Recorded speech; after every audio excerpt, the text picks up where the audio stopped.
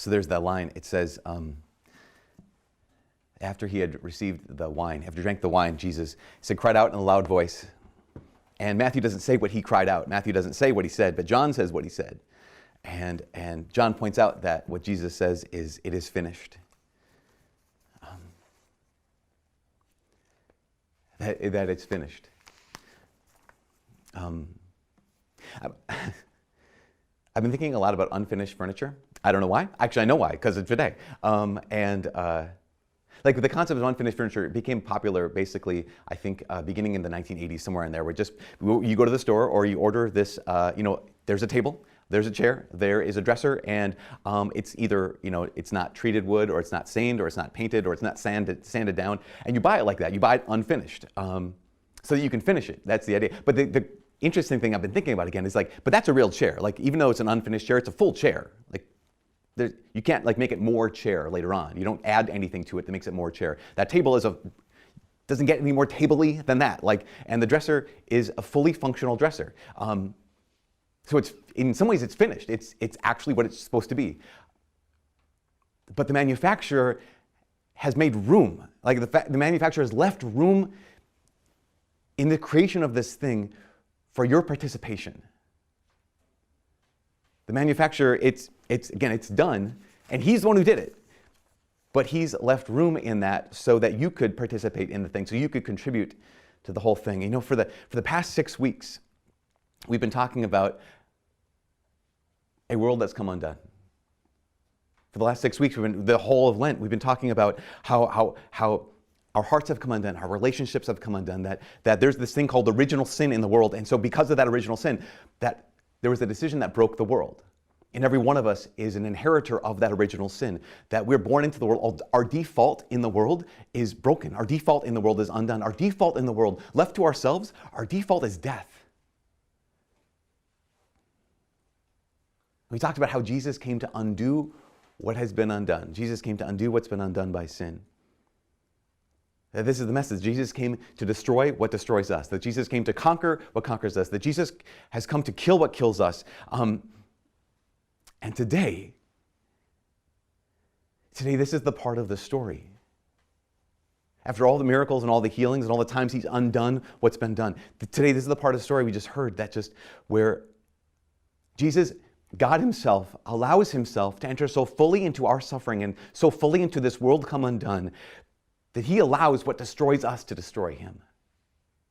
That he allows what conquers us to conquer him. That Jesus, today, this whole story, this reality, that he allows what kills us to kill him.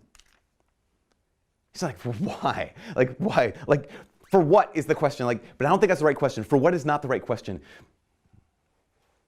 The question is not for what. The question is for who. Jesus comes into this world that's undone, and he lets it kill him. He enters into suffering, and he lets it defeat him. For who? This is really personal. It's for you. Again, this is a big story. The old thing we read and just had it just proclaimed so well. That every step is for you. Every step Jesus took was for you. Every step Jesus took had a name assigned to it.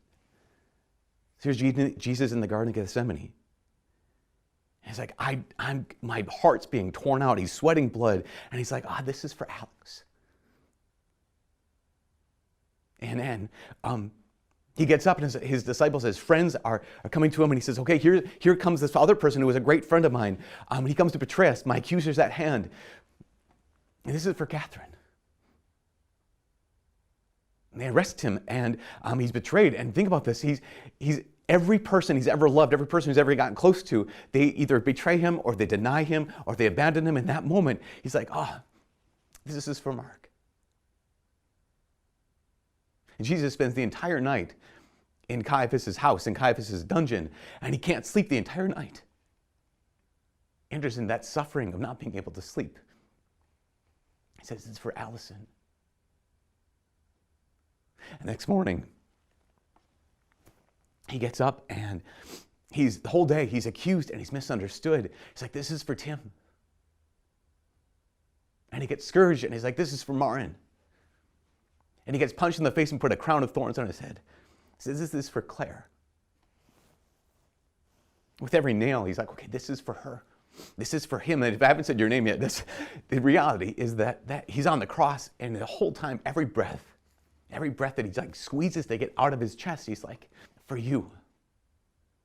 Next breath, for you. That the reality, of course, in this whole story is that Jesus entered into the suffering and let it kill him and let it crush him. And the whole time, it's personal. The whole time, he's like, Father, this is for her. Father, this is for him.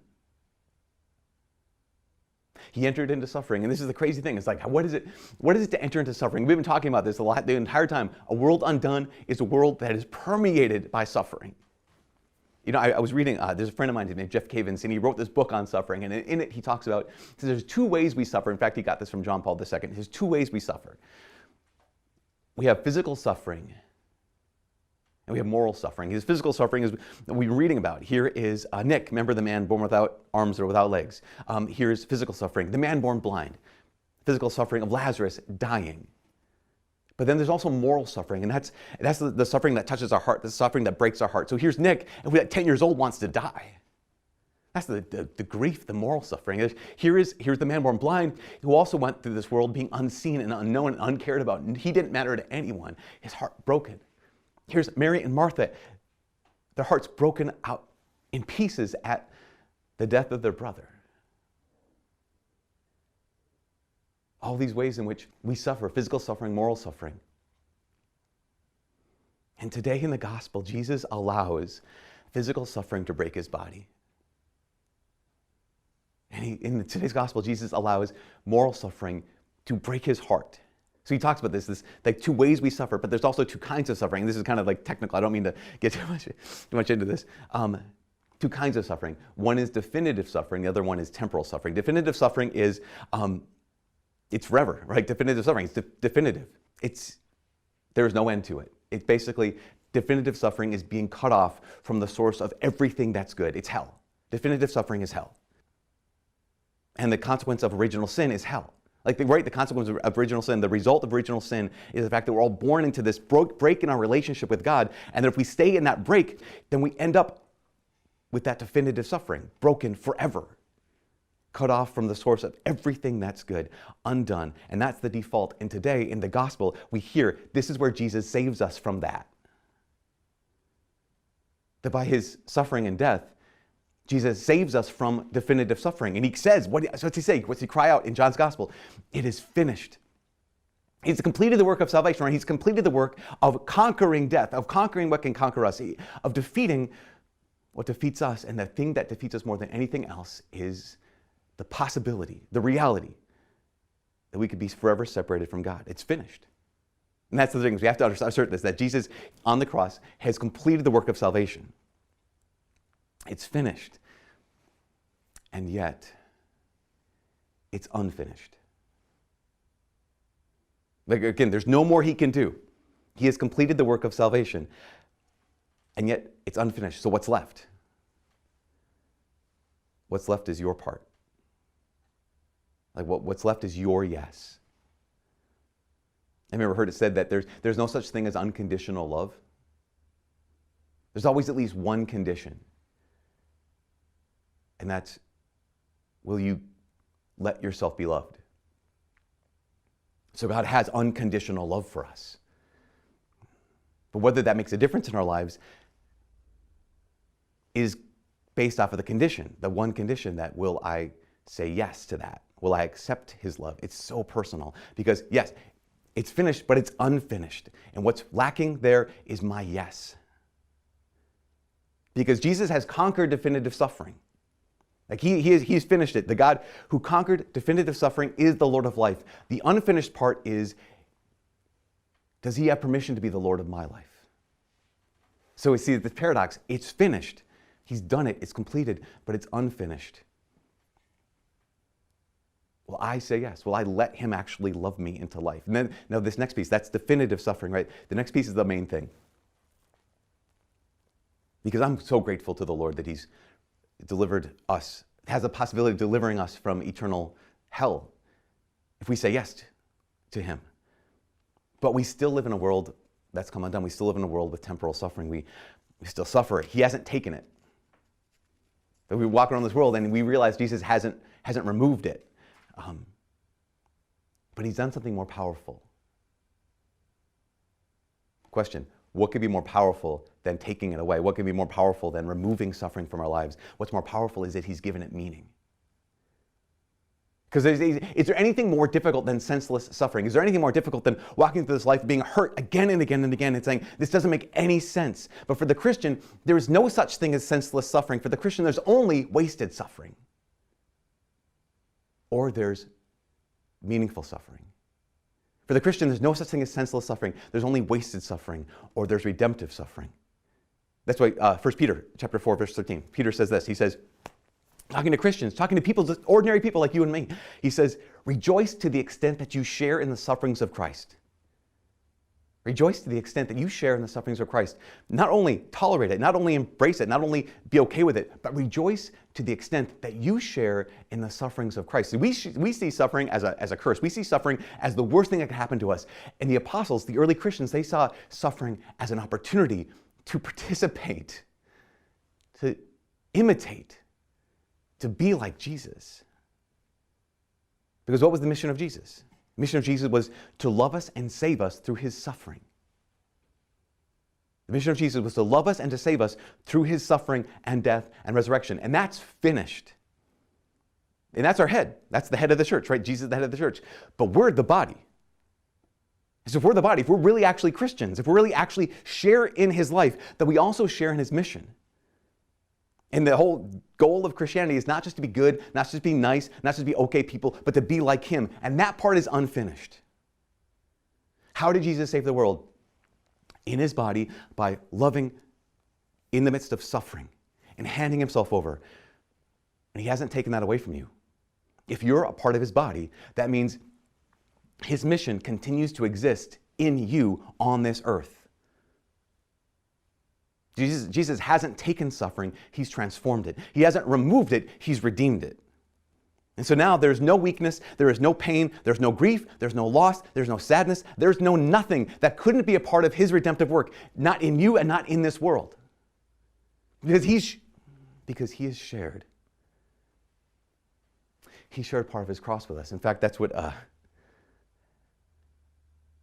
Paul says as well in Colossians 1, verse 24. Paul in Colossians, he says, again, I rejoice in my sufferings. Like Peter says, hey, rejoice in your sufferings to the extent you share in the sufferings of Christ. Paul says, I rejoice in my sufferings for your sake. And in my body, I make up for what is lacking in the sufferings of Christ. And you have to pause at that moment and be like, does that make any sense? Like, I rejoice in my sufferings, that doesn't make sense. And in my body, I make up for what is lacking in the sufferings of Christ. So John Paul II, St. John Paul, he looked at this in his document called Salvifici Doloris, on human suffering. And he said, well, what is lacking in the sufferings of Christ? His answer was nothing, right? It's finished.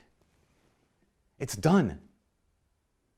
But he goes on to say, but so that you might know the power of God, Jesus has extended to you a particle of his cross so you can be part of his mission. So you might know what it's like to love like God. He's extended a particle of his cross. So you might be able to share in his mission of bringing salvation to the earth, to the world, to the people around you. Because Jesus doesn't need you, but he doesn't want to do this without you. He doesn't need your suffering, doesn't need your life, doesn't need my life, doesn't need my suffering, but he doesn't want to do it without us. This is an actual table, that's an actual chair, that's an actual dresser, but the manufacturer has left room in it for your and my participation. He's left it unfinished. And when it's unfinished, it can end up wasted. You might know this, Archbishop Fulton Sheen, much holier, wiser, better person than me. He said this, and I would have a tough time saying this, but he said it. I'll quote him. He said, the greatest places of wasted suffering are hospitals and nursing homes. The greatest places of wasted suffering are hospitals and nursing homes. People who are suffering, their hearts, their bodies are being broken. They're abandoned, they're lonely. They're suffering. And it's being wasted. So how do I not waste that? Like, how do we not waste this? That if this is the finished work of Jesus, but he's given part of it to us to complete it, to do what's unfinished, how do I do it? It's really not complicated. In fact, this is the question people ask all the time, like, how am I supposed to offer up my sacrifices? How do I offer up anything to God? It's really not complicated. Just like Jesus. Jesus, every step of his life, what did he say? He said, this is for Josh. Every step of his life, what did Jesus say? He said, okay, this is for Tom. This is what we do too. Every moment. With every pain, with every suffering, with every physical suffering, every moral suffering, every time our body breaks, every time our heart breaks, we get to say, Father, this is for them. Father, use this. That's all. That's all it takes. Because the Father hears you, right? God, you matter to God. And so whenever you say anything, Father, use this, we know nothing given to God is ever wasted. Like nothing. Not our physical suffering, not our moral suffering, not even our sins given to God are wasted. There have been many times when I have been struck with so much grief over my own failures. So many times when I'm just like, I kind of feel debilitated in some ways by my own sins or by the people that I know I've hurt. Like I know that their lives aren't the same, not in a good way, but in a bad way because of me. And I feel, in those moments, I feel so powerless. You just feel powerless? You're like, I can't go back, I can't change it. Like, I have affected their lives in a way that they have to deal with. And now I can't go back and undo that. So what do you do with that? When in the midst of this powerlessness, like it's grief, all we can do is say, Father, use this. I can't go back in time. I can't change what I did. I can't change what's been done. But Father, use this. That's what you can do right now in every moment of our lives. We can just say, Lord, I have nothing to offer you except this brokenness. But use this for her. I have nothing to offer, but Lord, use this for him. With that confidence that nothing given to God is ever wasted. Just take aim. Honestly, take aim. God, this is for them. This is for that person. God, you've given me a particle of your cross. Let me not waste it. And this last thing. I know that is easier said than done. I know that requires faith. Like that. What I mean by it requires faith is it means you have to trust. You trust that in this world that has come undone, the Father sees you. It involves trust that in this world that's come undone, the Father knows you. It involves trust that in this world that's come undone, the Father loves you and that you matter. And that your suffering, even if it's really small, that matters to him. But it also means that you realize, you know this is true, that he trusts you. Well, let's stop for a sec here. St. Paul, I rejoice in my sufferings for your sake. In my body, I'm making up for what is lacking in the sufferings of Christ. He goes on to say, for the sake of his body, the church. John Paul, nothing's lacking in the sufferings of Christ, but so that you might participate in his redemptive, his salvific, his saving work on earth. He's extended to you a particle of his cross. And as he gives you that particle of his cross, what he's saying is, I trust you with this. Use this. And we hold on to it and say, okay, God, use this. Let it not be wasted on me. Every amount of suffering, every sliver of the cross that God has ever given you. Again, even if it's stupid, even if it's silly, even if it's one of those things like, I shouldn't be upset about this, but I am, to be able to say, God, use this.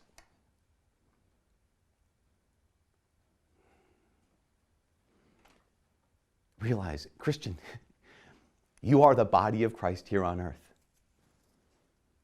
And what did Jesus do in his body? He suffered, he died, he rose, and he triumphed. It's finished. And you're the body of Christ. And what does Jesus still do and wants to do in you? He will, in you, suffer. And in you, he will die. and in you he will rise, and in you he will triumph. But that part's unfinished. That part's undone. That part can be wasted. Or that's the part also where we can say, Father, I trust you. Use this.